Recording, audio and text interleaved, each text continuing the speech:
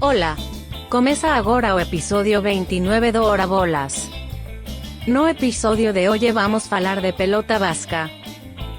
Toca a vinheta, Filo.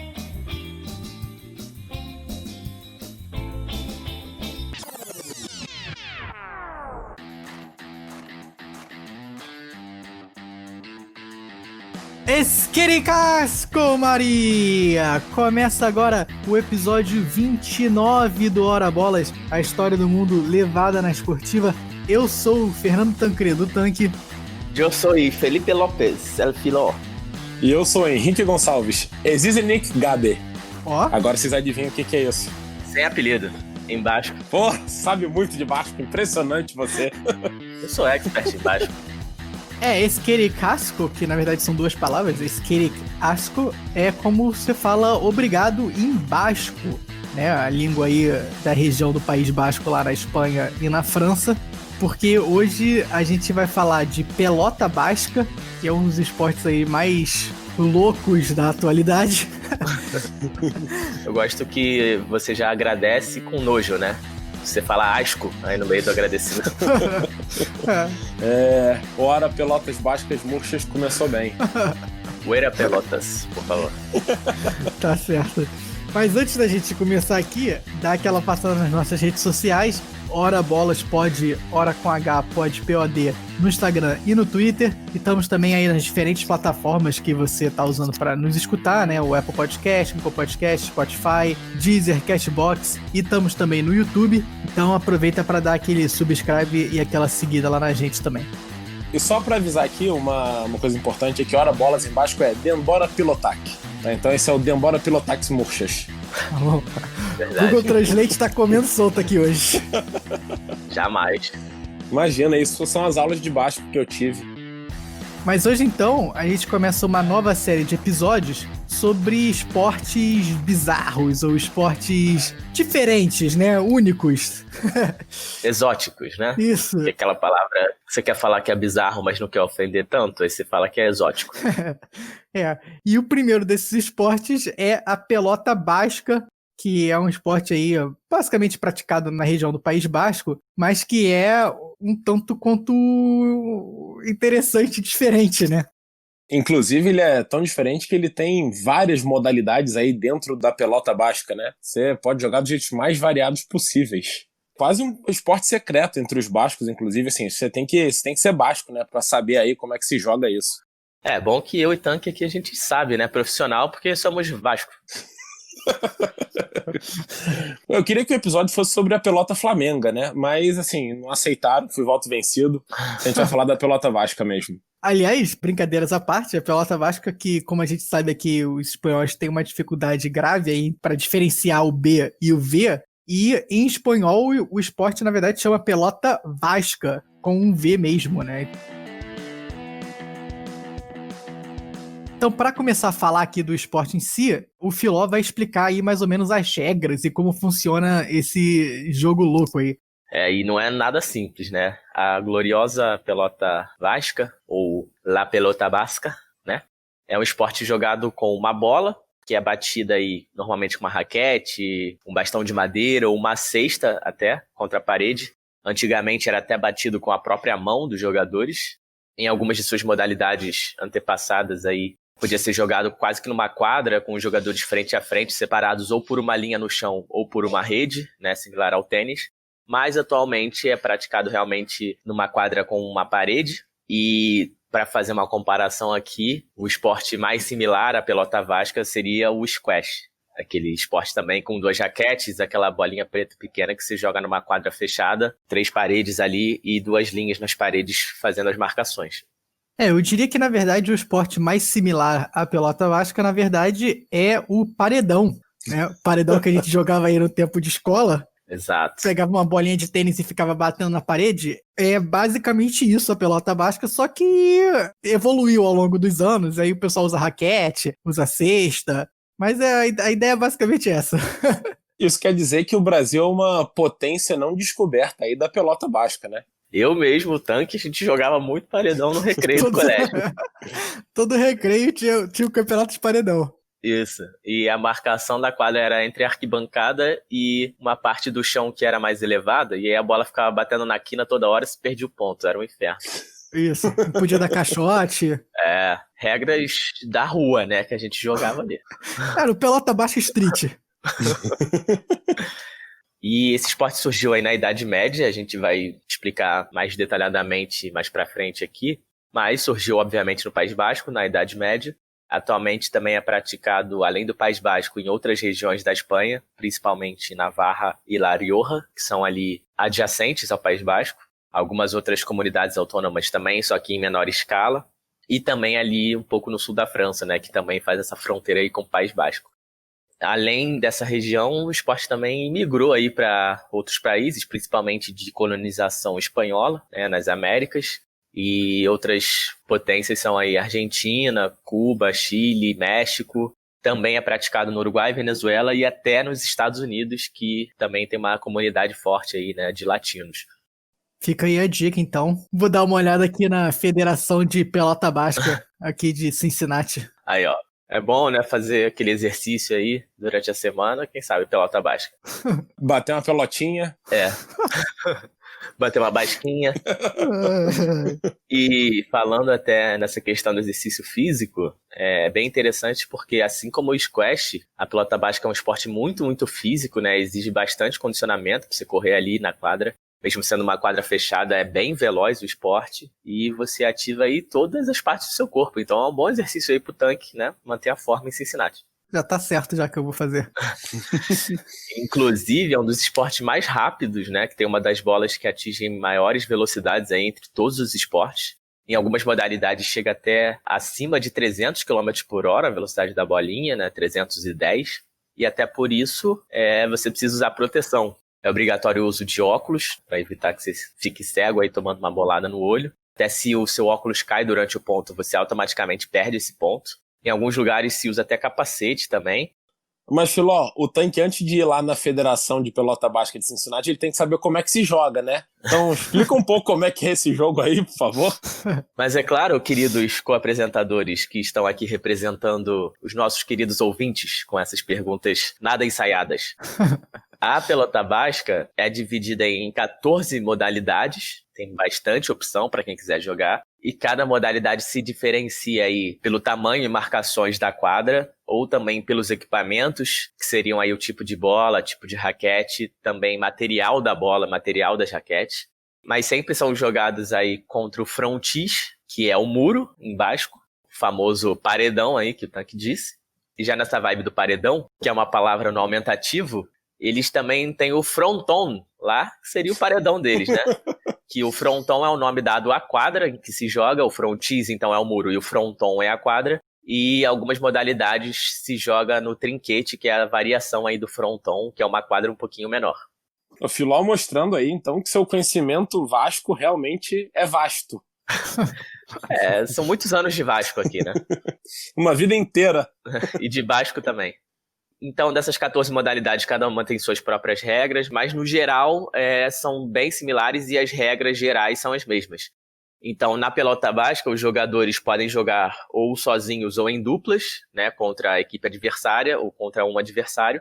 E eles têm que atirar a bola contra o frontis, né, contra o muro. E tem as marcações específicas, assim que nem no squash, da região do muro onde você pode acertar a bola. São duas paredes que formam um ângulo de 90 graus, então você tem essas duas paredes ali para acertar.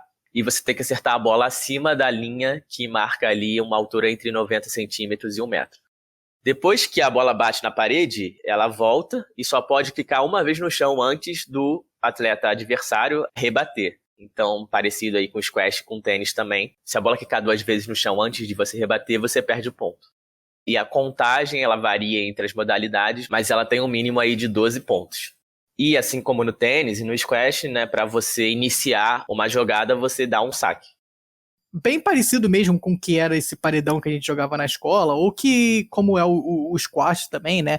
Mas a ideia é basicamente isso, você joga a bola e você tenta jogar a bola na parede da forma mais difícil possível para o seu adversário não conseguir pegar a bola. É bem parecido com o squash nesse sentido mesmo. E até por isso volta naquilo que eu falei de ser um esporte muito físico, né? Você fica o tempo todo ali ligado, rebatendo bola, correndo, buscando a bola. E tem que bater com força também, com efeito. Então é bem difícil também a pelota basca. Mas você vê que até esse ponto, até que não é um esporte tão bizarro assim, né? Mas quando a gente for falar aqui das modalidades, aí a gente vai começar a entrar nas bizarrices. Exatamente. Até aqui é até de certa forma normal, mas a bizarrice vem aí principalmente nos equipamentos dessas diferentes modalidades. A gente tem as raquetes, né, normais, que são chamadas de paletas. Tem as raquetes de madeira, que seriam aí como se fossem as raquetes de frescobol. Também temos uma raquete chamada de front tênis, basicamente uma raquete de tênis aí, só que com cordas duplas, né, cordas reforçadas. Além das raquetes, você pode também jogar com a famosa cesta, que seria uma espécie de concha, de garra, que é um equipamento normalmente feito à mão, e você prende na sua mão mesmo e ele funciona meio que como uma concha mesmo. Ele tem um formato quase de uma foice, como se fosse uma cesta de vime, assim, e você, em vez de rebater a bola, você pega a bola ali, quase como se fosse uma luva de beisebol, e depois joga ela de volta para a parede. A gente vai até botar imagens aí no nosso Instagram, para quem quiser ver, que é realmente muito bizarro você ver um atleta com aquela cesta gigante presa na mão, assim, jogando uma bola para frente. É uma luva de beisebol, né? Mais ou menos do tamanho de uma mão, né? Um pouco maior. Sim. Essa cesta aí da pelota basca é o tamanho de um braço, o negócio é gigante. Parece um Wolverine em quadra, sei lá o que é isso. Um Wolverine com unha de preguiça. Aquela unha.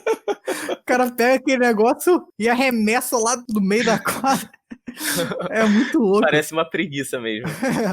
A gente pode botar também vídeos aí no nosso Twitter, que é bem engraçado ver essa concha e garra em ação. E aí são esses equipamentos e tipos de raquete, tipos de bola, que acabam diferenciando as modalidades. E das 14 modalidades existentes, como eu falei, apenas 4 são reconhecidas aí como oficiais pela nossa gloriosa Federación Internacional de Pelota Basca, né? A FIPV, que é a federação aí que organiza o esporte no mundo. E essas 4 modalidades recebem o nome da quadra em que elas são jogadas. A primeira é a chamada trinquete, que eu falei que trinquete é a quadra menorzinha entre todas também. Ela é jogada com a raquete de goma e bola de couro. Essa aí é a modalidade que os engomadinhos jogam, né? Meu Deus. É o squash da pelota basca, né? A modalidade de rico. É isso aí. E as outras 3 modalidades oficiais são jogadas na quadra chamada de fronton, que é o paredão aí, né? E o que diferencia elas é o tamanho do fronton. Então a gente tem o fronton de 30 metros, que se joga com a raquete front tênis, que é aquela raquete de tênis reforçada, ou se joga com a paleta, que é a raquete de madeira, né, tipo frescobol, e com bola de borracha. A gente tem também o fronton de 36 metros, um pouquinho maior, que se joga com a raquete curta, com a raquete de madeira, ou com raquete de couro e com bola de borracha também. E por último, a gente tem a modalidade mais conhecida da pelota basca, que é o fronton de 54 metros, que é uma quadra realmente bem grande. E essa modalidade é jogada com a famosa garra, né, que se chama sexta punta em basco. E essa é a modalidade mais diferente de todas e também por isso é a que chama mais a atenção. Por ser na maior quadra e também por ser justamente jogada com aquela gloriosa cesta que a gente contou aqui, né, a garra de preguiça. E você, em vez de rebater a bola de uma vez, você meio que faz uma recepção com a bola ali, né, na sua cesta. E em vez de rebater direto, você faz todo o movimento girando, né, para pegar impulso de volta e arremessar a bola aí com a cesta de volta para a parede. Então, é um movimento assim bem específico que não é similar a tantos outros esportes. E até por isso essa modalidade é a que mais ganhou fama aí no mundo, por ser tão diferente das outras. E, obviamente, pela garra bizonha aí, né? Pela cesta que eles usam. E como o Filó falou aí, essa modalidade da garra, ou da concha, ou da mão de preguiça aí, é jogado num campo de 54 metros. 54 metros, pra quem não tem ideia aí, é meio campo de futebol. Então essa modalidade do fronton de 54 metros é o cara tá ali no meio do campo do Maracanã, jogando a bola na parede que tá no gol. É isso, esse é o esporte. E outra coisa que eu queria falar, esse trinquete que o Filó falou aí, que é a modalidade trinquete, É uma quadra bem parecida com a quadra de squash, mas tem uma característica especial que para ser um trinquete, você tem que ter aí um banco de reservas no meio da quadra.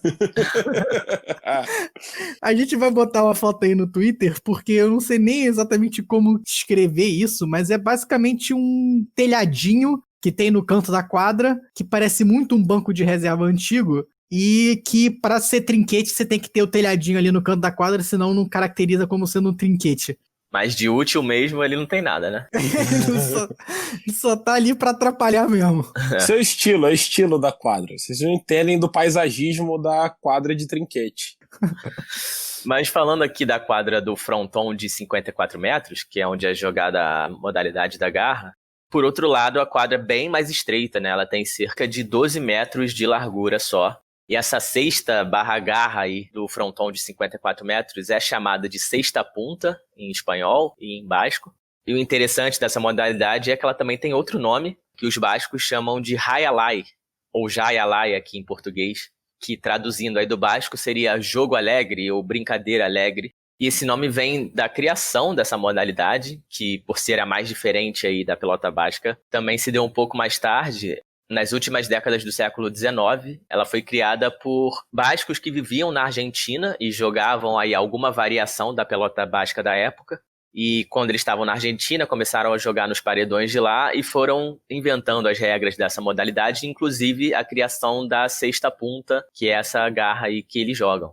E depois, essa modalidade do rayalai fez o caminho de volta aí do Oceano Atlântico e começou a ser difundida na Espanha, no País Basco, também ali na França, e atualmente é a modalidade talvez mais popular aí de todas da pelota basca, até por, como a gente já explicou, ser a mais diferente e mais bizarra entre elas. E justamente por ser tão popular, foi essa modalidade que também se expandiu mais para outros países como Cuba, México, Filipinas e nos Estados Unidos, que em Miami é onde tem a principal comunidade aí de pelota basca do país, além do Tanque, que a gente sabe que vai jogar em Cincinnati. Na Flórida, justamente por ser um estado com muita influência latina, muitas famílias aí descendentes de sul-americanos e de cubanos, e também porque na pelota basca tem a cultura da aposta. Então, muitas vezes você tem apostas oficiais que circulam a cada partida. E a gente sabe, né, que o pessoal lá de Miami também gosta de uma aposta. Então, isso ajudou aí ao esporte crescer nos Estados Unidos. A gente fez aí o episódio falando da rivalidade entre Cincinnati e Cleveland, né? Mas em breve vamos fazer o episódio também da rivalidade entre Cincinnati e Miami, começada pelo Tanque, quando ele botou Cincinnati aí no topo dos Estados Unidos no Jayalai. O Tanque vai ser o grande expoente do Hora Bolas aí na pelota basca. Esse vai ficar pro Hora Bolas 2043. Mas essa questão da aposta é interessante porque é realmente uma cultura aí que surgiu junto com o esporte, né? Que a gente não vê na maioria das modalidades oficiais. E isso até levou o jogo a ser proibido aqui no Brasil em 1941, que era uma época que o esporte estava até ganhando um certo número de adeptos aí, principalmente em São Paulo, mas foi proibido justamente por incentivar as apostas. Realmente aí o submundo das apostas na pelota basca deve ser uma coisa de louco mesmo. É perigoso, cara. É máfia, é bicheiro, é tudo junto. É pior que todos os outros. Daqui a pouco sai documentário aí no History Channel. Então tem que tomar cuidado em Cincinnati quando for no seu clube de pelota basca, que a galera é barra pesada. Tá certo, tá certo. E armados com essas garras aí, né? São perigosos. Imagina tomar uma agarrada na cara, rapaz. Se você não pagar a aposta, é agarrada pra todo lado. Mas antes de passar pro Henrique pra ele falar da história do País Basco em si, eu queria fazer aqui o segmento rapidinho das nossas histórias, que o meu irmão, que tá morando na França agora, né, ele foi assistir ao vivo uma partida de pelota basca lá na França, especificamente desse rayalai, porque ele mandou, na verdade nem fazia ideia, mas ele mandou vídeo do pessoal jogando com essa cesta, né, essa garra aí de preguiça. E o pessoal é bom, né, cara? Assim, você vê o vídeo, os caras estão lá a 50 metros, o cara pega naquela garra, joga certinho onde tem que jogar, a bola volta certinho pro cara lá. Mas fica aí a nossa história de que meu irmão é uma pessoa que eu conheço que já assistiu uma partida de pelota basca. Então daí que já vem o seu interesse, né, pelo esporte. Sim, E aí você vai ser o grande expoente. Tá na família, né? Corre na família aí o amor pela pelota basca. Mas realmente assistindo vídeos, né, que eu vi aqui pra pesquisar, parece ser um esporte muito, muito difícil, principalmente a modalidade do high alai, porque é coisa de louco você jogar com essa cesta aí, a bola a 50 metros de distância e ainda acertar onde você quer. Então parabéns aí aos praticantes de pelota basca do mundo inteiro. E a gente falou lá no início do episódio de como a pelota basca seria um esporte secreto, né? Só os bascos conhecem. E isso vem em torno da mística do País Basco e do povo basco, porque a verdade é que ninguém sabe de onde surgiram os bascos. Qual é a origem desse povo, né?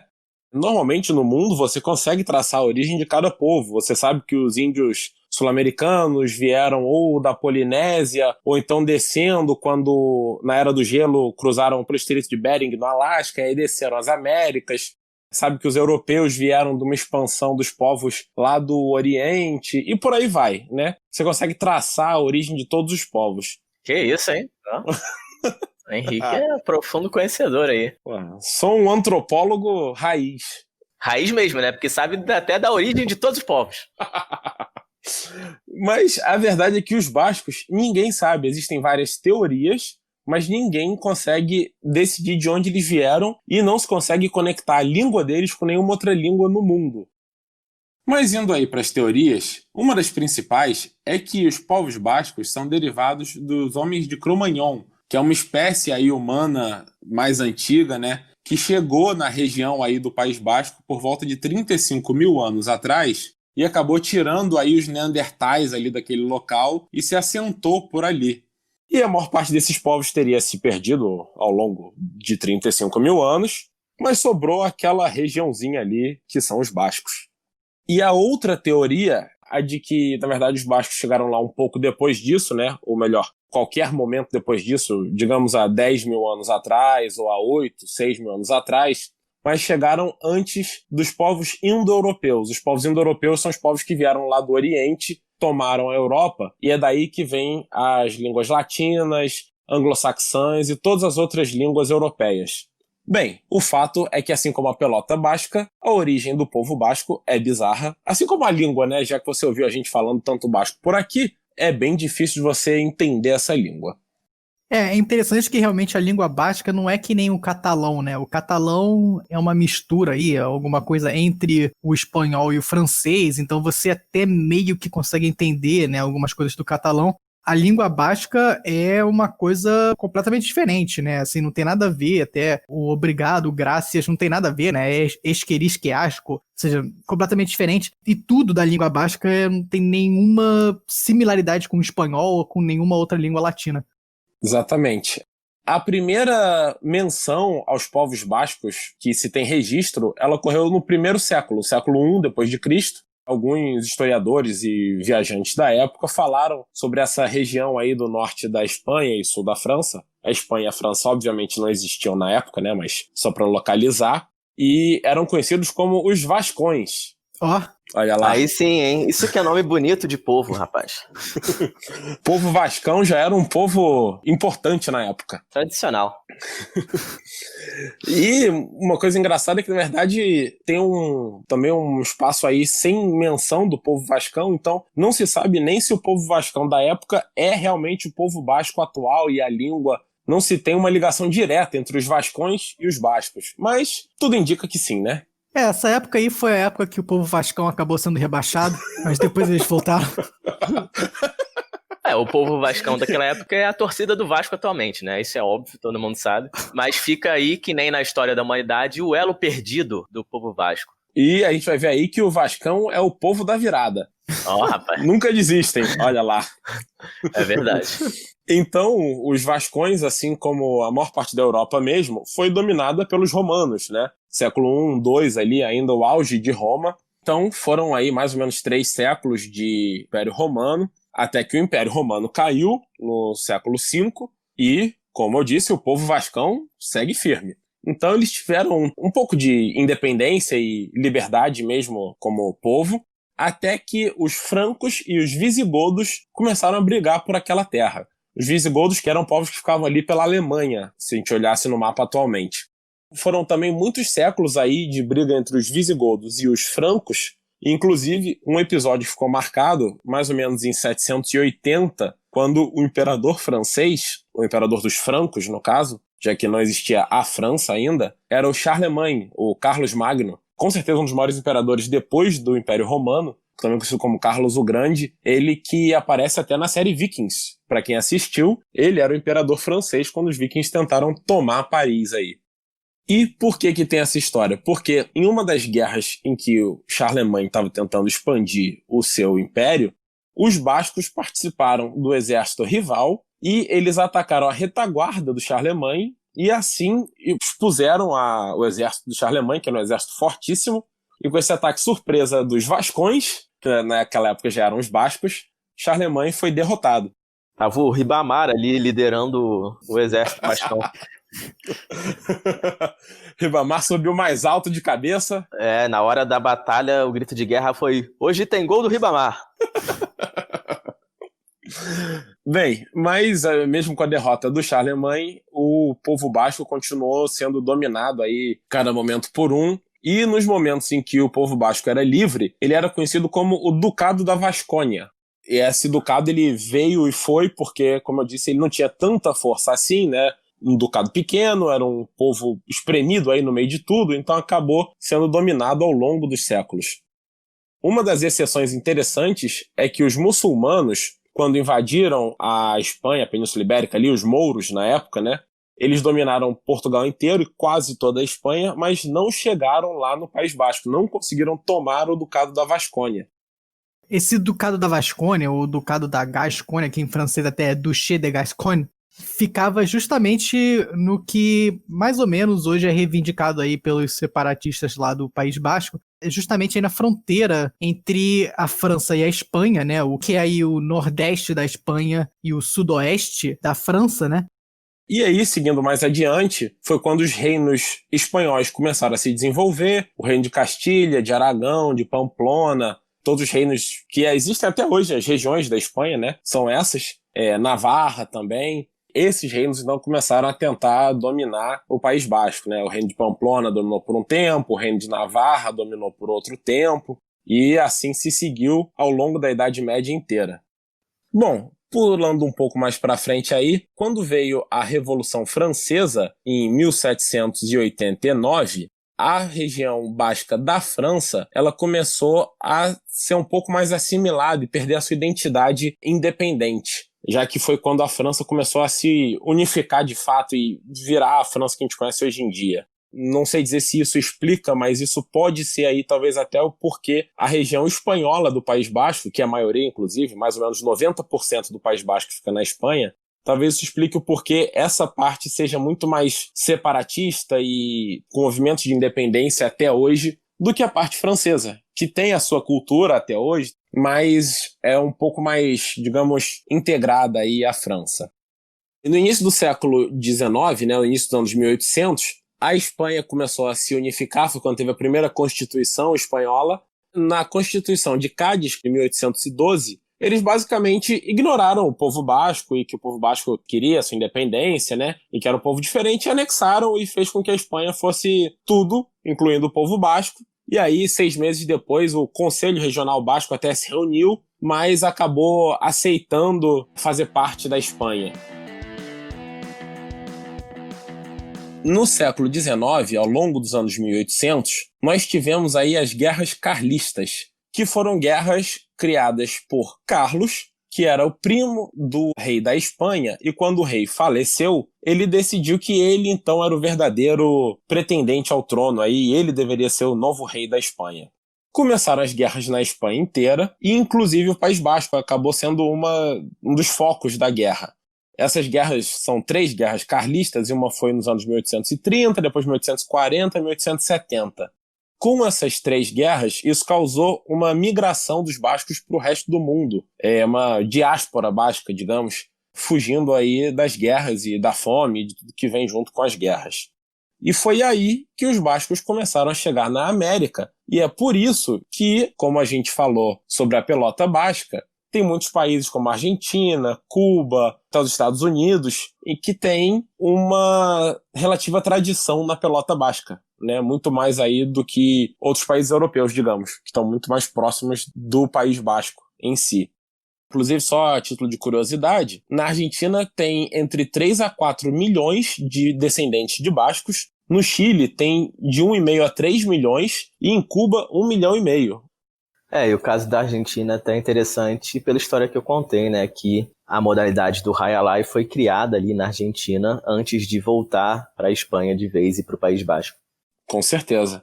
Bom, e passando mais adiante aí, tivemos uma segunda diáspora basca que se deu a partir do momento em que o general Francisco Franco tomou o poder na Espanha, na Guerra Civil Espanhola, como a gente falou lá no episódio 3, ela se deu entre 1936 e 1939, e o Francisco Franco tinha uma política de, basicamente, matar todas as línguas e culturas dentro da Espanha que não fossem espanholas, né? Os catalães, os bascos e por aí em diante. Com isso, os bascos, mais uma vez, foram reprimidos e muitos acabaram saindo novamente do País Basco e se refugiando, em geral, nas Américas, já que já existia aí uma população basca que vivia por aqui. Então, em 59, surgiu o ETA. O ETA, que é o Euskadi Ta Askatasuna, ou País Basco e Liberdade, que foi um grupo revolucionário aí que acabou com o tempo virando um grupo terrorista, né, de luta pela independência basca. E só para explicar esse nome aí, Euskadi é como os bascos se referem ao País Basco, né? O País Basco em basco se chama Euskadi. É exatamente isso. Ele, então, foi criado em 1959, muito influenciado aí pela Revolução Cubana, pela Guerra de Libertação da Argélia. O ETA, então, que começou como um grupo revolucionário, né, um grupo de resistência ao governo Franco, com a morte do Francisco Franco, em 1975, começou a ser visto mais como um grupo terrorista, porque a Espanha começou a voltar para a democracia, voltou, inclusive, o rei Juan Carlos I, virou a monarquia parlamentarista. Só que muitos dos membros do ETA não aceitaram continuar como parte da Espanha. Então começaram a fazer atentados, a cometer assassinatos, explosões, tentando reivindicar a independência do País Basco. E aí, finalmente, em 20 de outubro de 2011, o ETA anunciou o término definitivo de suas atividades armadas. E em 2018, o ETA finalmente entregou todas suas armas, ao que parece, e dá a entender que realmente desde 2011 para cá fica aí só a parte política, né, e a tentativa que segue até hoje de conseguir a independência do País Basco, mas dessa vez por meios legais. Como a gente já falou aqui também em outros episódios, até principalmente no episódio 3, a Espanha realmente é um país muito, muito dividido. As suas regiões têm diversas culturas lá e muitos separatistas, assim como no caso da Catalunha, que é tão famoso aí, talvez até pelo Barcelona no futebol. No País Basco também tem sempre essa questão do separatismo. E a gente vê que por toda essa história aí que o Henrique contou do povo basco e do País Basco, eles têm muito motivo para se sentir excluídos ali na Espanha, né, e querer independência. É realmente um povo e um país que tem uma história aí bem diferente da região em que eles vivem e que tem esse sentimento muito forte de separatismo até hoje e que com certeza vai continuar aí para frente. Mas realmente é interessante ver que esse movimento aí de independência do País Basco já foi mais forte, né? E hoje parece que isso deu uma acalmada um pouco lá no País Basco, né? Isso, e falando aí desse orgulho basco, vale a pena citar que o Athletic Bilbao, que é um dos 2 maiores times aí de futebol do País Basco, tem desde o início da sua formação aí até hoje a política de não contratar jogadores que não são do País Basco.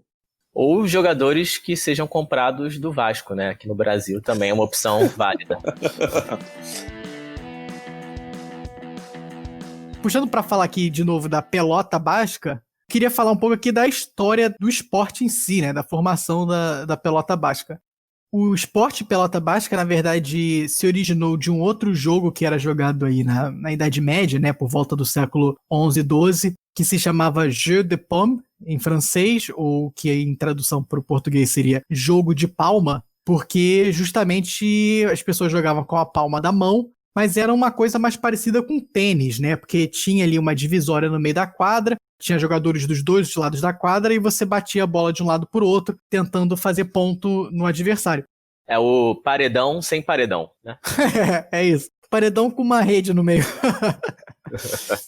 E esse jogo de Pomme, na verdade, existe até hoje, evoluiu aí de algumas outras maneiras, e hoje na Inglaterra se chama o Real Tennis, o tênis real, mas real no sentido de que não é falso, não no sentido de ser da realeza.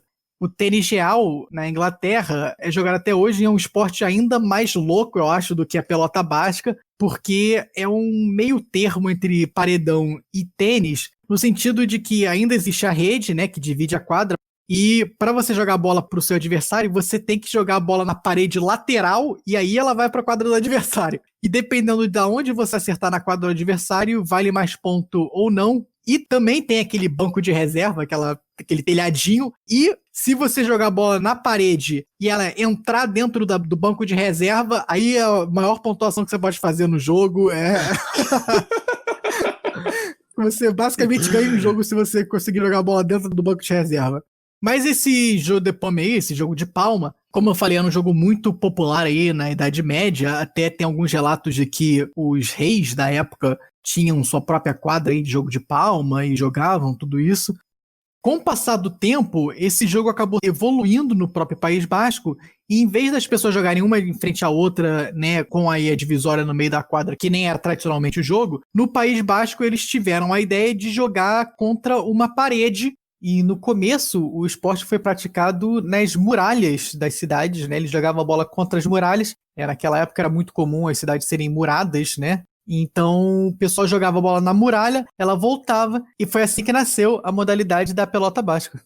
É bem legal essa origem aí do esporte, né? Isso também quer dizer que quando a gente jogava o nosso paredão lá no recreio do colégio, era como se a gente fosse verdadeiros guerreiros medievais. É isso aí, é pelota basca raiz. Não é esse negócio Nutella de garrinha, raquetinha, né, Wolverine, pô. É, sair com a mão vermelha de tanto bater na bola. E realmente no começo a pelota basca era apenas jogada com a mão. Aliás, o jogo no começo só se chamava pelota. Vamos bater a bola, né? Vamos bater uma bolinha. E como ficou famoso no País Basco, depois acabou se chamando pelota basca, né? Inclusive, a gente não falou aqui, mas a pelota basca no País Basco realmente se chama pelota. Jogar bola. Mas realmente no começo só se jogava com a mão, você só batia a bola com a mão. Até que chegando aí nos meados do século XIX, um dos jogadores lendários aqui da pelota basca, que se chamava Gunchiki, não sei se eu tô falando o nome dele direito, mas Como você não sabe pronunciar o nome do grandioso Gunchiki, o maior expoente da pelota basca? Isso aí é uma heresia imperdoável. O Gunchiki, que é considerado aí o pai da cesta punta, que, como o Filó já falou, é essa cesta barra garra que o pessoal usa hoje em dia, mas que até a época do Gunchiki não existia, e aí o Gunchiki devia ter uma cesta em casa, teve essa brilhante ideia de, vou usar essa cesta aqui para arremessar a bola na parede. Por que não, né? Pegou, o pessoal gostou, falou, boa ideia, né? E aí virou a modalidade. Ou vai ver, ele tinha um bicho preguiça em casa também, né? E se inspirou no animal de estimação dele. Se for a teoria da cesta, quer dizer que, assim, a diferença entre o basquete e a pelota basca é que um pegou a cesta pra jogar a bola, o outro pendurou na parede pra se arremessar. Foi isso. A pelota basca continuou crescendo, então, aí no século XIX, começou a ganhar bastante popularidade no País Basco e começou a se tornar um esporte mais definido e mais padronizado. Também no século XX aí começaram a surgir os jogadores profissionais, né? Porque hoje em dia você pode ser profissional de pelota basca. E aí em 1952 foi organizado o primeiro campeonato mundial de pelota basca em San Sebastián, uma das principais cidades do País Basco. E até hoje existe o Campeonato Mundial de Pelota Basca, que acontece aí hoje de 4 em 4 anos, mas mudou aí ao longo dos anos, né? E a última edição do Campeonato Mundial de Pelota Basca foi realizada em 2018, em Barcelona, na Espanha, onde a França foi o país com o maior número de medalhas de ouro, e a próxima edição vai ser em 2022, em Biarritz, na França. É a revanche espanhola aí, os espanhóis querem vingança. É a grande rivalidade do esporte. E eu tô até com um quadro de medalhas aqui histórico dos campeonatos mundiais de pelota basca. Realmente França e Espanha dominam aí. A Espanha tem 63 ouros e a França tem 62. Lembrando que são 4 modalidades, né? Então, por isso, até o número grande de medalhas. Depois vem Argentina e México, que seriam as potências do segundo escalão mundial da pelota basca. A Argentina tem 47 ouros e o México 41. E depois desses 4 países, realmente fica bem mais fraco. O Uruguai é o quinto, apenas com 5 ouros. Cuba tem 2 ouros e os Estados Unidos, que eu falei com a sua tradicional pelota basca de Miami, tem 1 prata e 2 bronzes. O tanque sozinho ganha mais que isso tudo aí. Isso porque o tanque ainda está iniciando sua carreira na pelota basca, né? Daqui a 2 mundiais a gente volta aqui nesse quadro de medalhas e vai ver como os Estados Unidos vai disparar aí para a 5ª posição, pelo menos. Mas como o Filó falou bem aí, são 4 modalidades no Campeonato Mundial de Pelota Basca. Em cada modalidade tem diferentes eventos, né? Dependendo se for simples, dupla, masculino, feminino. Então, no total, são 15 eventos no Mundial de Pelota Basca. Então, todo ano tem 15 medalhas de ouro, prata e bronze, né? Então, por isso que chega nesse número grande de medalhas aí que o Filó falou. Na verdade, até um campeonato relativamente grande, né? Em 2018, nós tivemos 14 países participantes, mas em 2010 foi aí o máximo, né? A maior edição, com 22 países participando aí do Campeonato Mundial de Pelota Basca. Até bem representativo, eu não sabia que existiam 22 países que jogavam pelota basca. Só para dizer que o Brasil participou desse Campeonato Mundial de 2010 aí de pelota basca. Estávamos lá. E é curioso até porque atualmente o Brasil tem cerca aí de apenas 30 atletas de pelota basca. Não sei nem se todos são profissionais, imagino que não. Então, mesmo com esse número muito pequeno, a gente conseguiu participar em 2010. Aí, grande conquista brasileira que, obviamente, não ganhou medalhas. Inclusive, na verdade, a gente vem participando, né? Em 2018, nós mandamos um atleta. O Campeonato Mundial de Pelota Basca, que na verdade você não precisa ser profissional, ele é aberto também a jogadores amadores. A Pelota Basca também participa aí dos Jogos Pan-Americanos. Na verdade, a cada 2 edições a Pelota Basca participa, então é uma edição sim, uma edição não. E participou da última edição do Pan-Americano de 2019 em Lima, e por isso também não vai participar da próxima edição em 2023, mas volta na edição de 2027. E já passando para o nosso próximo segmento, a pelota basca também já apareceu em Jogos Olímpicos. Jogos Clássicos. Nos Jogos Clássicos dessa semana, a gente vai falar aqui, sem dúvida, dos jogos mais clássicos da história desse podcast. É verdade. Que são as partidas da pelota basca na Olimpíada de 1992, que eu tenho certeza que todos vocês aí lembram perfeitamente desses confrontos incríveis, inesquecíveis na memória do fã do esporte. Claro, né? Quem não lembra do grande saque de Juan Manuel nas Olimpíadas de Barcelona contra a Argentina? Realmente um momento inesquecível. Foi ali que, aos 2 anos, eu comecei a amar esporte e decidi fazer um podcast chamado Hora Bolas. Foi ali que eu comecei a odiar a Argentina porque ele era da França. E foi ali também que eu virei fã dos X-Men e do Wolverine. Mas brincadeiras à parte, a pelota basca de fato participou das Olimpíadas de 1992, que foram realizadas em Barcelona, né, na Espanha.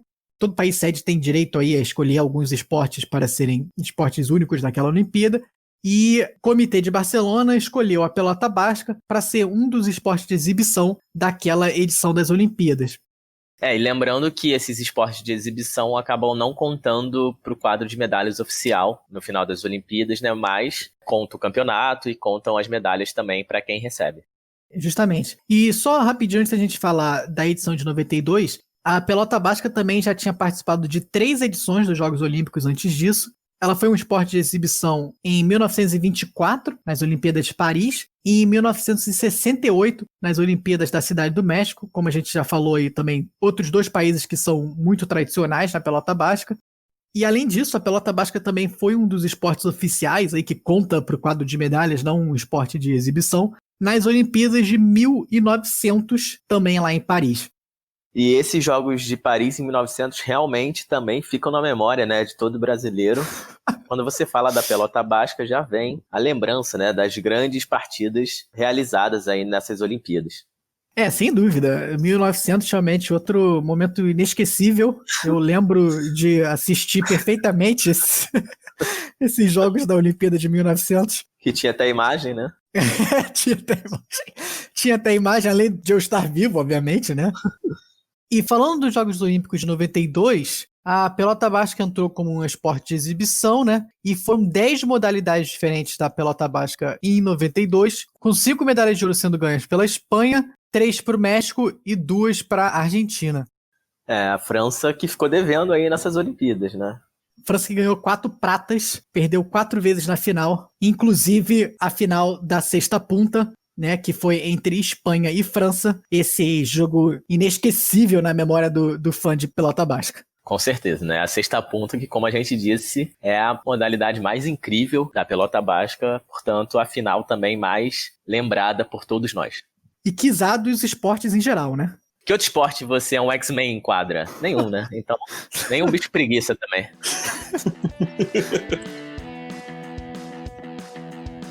E só para fechar aqui a história da pelota basca, esse esporte incrível aí também foi representado nas telinhas e telonas, o que nos leva às nossas dicas de entretenimento do dia, né? A pelota basca apareceu aí na série americana Miami Vice, em 1986, mostrando aí a força de Miami, né, no cenário mundial de pelota basca. Exatamente. Em 86 você já via como Miami era tradicional nesse esporte. Agora eu só fico esperando aí, em mais ou menos 2026, a Cincy Vice, contando a história do novo expoente da pelota basca. O tanque expoente da pelota basca vai ser assassinado e aí vai ter toda uma trama pra descobrir quem foi. E vão ver que ele foi assassinado com uma garra de preguiça. Então tá, acho que é melhor não começar então a jogar, não. A pelota basca também apareceu em um episódio dos Simpsons, né? Claro, como não, tudo aparece no episódio dos Simpsons, que previram aí a pelota basca. Além disso, também apareceu no episódio do Padrinhos Mágicos, que é um ótimo desenho, aí recomendo também para todos assistirem. E no episódio aparecia o terceiro melhor jogador do mundo de High-A-Lai, né? A modalidade aí da cesta. E por último, a nossa querida cesta do High-A-Lai também apareceu no filme Planeta dos Macacos, de 2011, em que um dos macacos ali, né, que tá inteligente já, usa essa cesta da pelota basca para jogar bolas de fogo contra os humanos, né? Um ótimo uso aí da nossa gloriosa cesta da pelota basca. Não dá ideia, não dá ideia. Você vê um macaco jogando pelota basca, você fica já ligado que tem coisa ruim vindo por aí. A modalidade do High-A-Lai também, que aparece no filme Planeta das Preguiças. Essas sim são especialistas na modalidade, né? Mas elas nem usam a cesta, elas jogam com a própria mão mesmo. Ele no mundo das preguiças é conhecido como pelota. Agora, se você for no zoológico lá no País Basco e ver uma preguiça, você tem que tomar cuidado. É profissional do esporte. Já nasceu jogando. É como se a preguiça tivesse nascido com a garra na mão. Tá bom, mas já que começamos a falar besteira aqui, a gente aproveita para fechar o episódio. Esse episódio que também foi um tanto quanto bizarro, né? Único.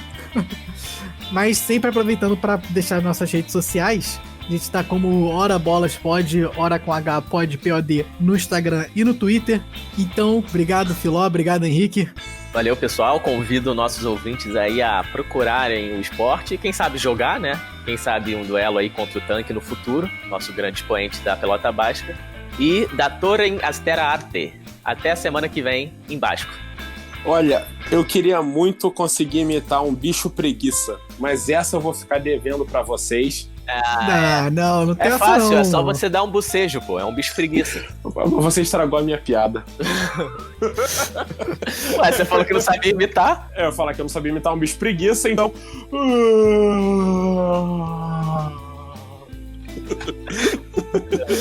Isso foi bom. Belo bocejo. Muito obrigado. Valeu, gente. Preguiça tá forte aqui. Mas isso é basicamente um bicho preguiça, né? Pelo menos na minha cabeça aqui, bicho preguiça é só bocejo o tempo todo. Só boceja, escala a árvore e joga a pelota baixa.